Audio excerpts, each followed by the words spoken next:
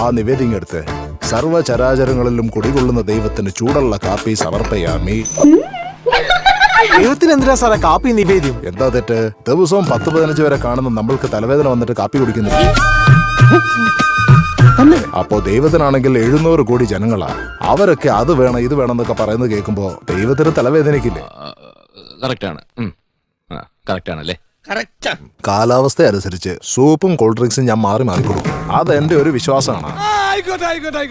സാറേ കോഫി. നിന്നോട് ഞാൻ ചായ ചോദിച്ചോടാ കുഞ്ഞിരാമ, കൊണ്ടുപോടാ. വെച്ചോട്ട് പോയി ചാവടാ. ഇനി ചാവാൻ പോവാ. അവിടെ നിക്കണേ.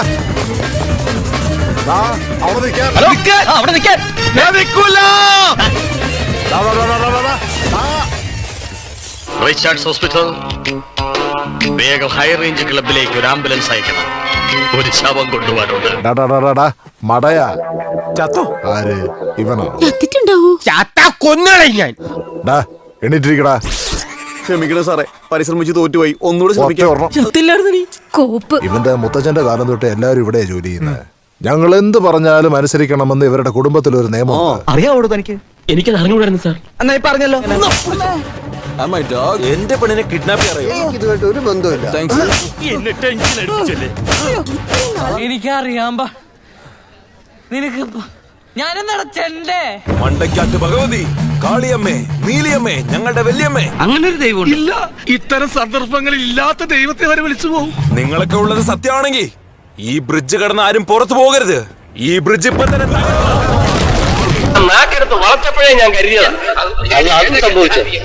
ഇതാണ് ഞാൻ നാക്കെടുത്തൊന്നും പറയാത്തത്. Break the bridge.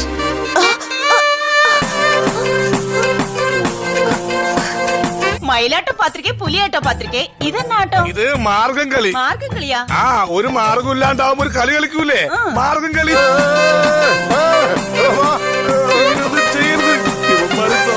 ഡാൻസ് കളിക്കാണല്ലോ. നിനക്കതൊക്കെ എങ്ങനെയാടാവുക സാധിക്കുന്നത്?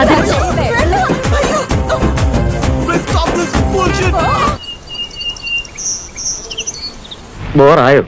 മനോഹരമായി. കുറച്ച് ഓവറായോ എന്നൊരു ഡൗട്ട്.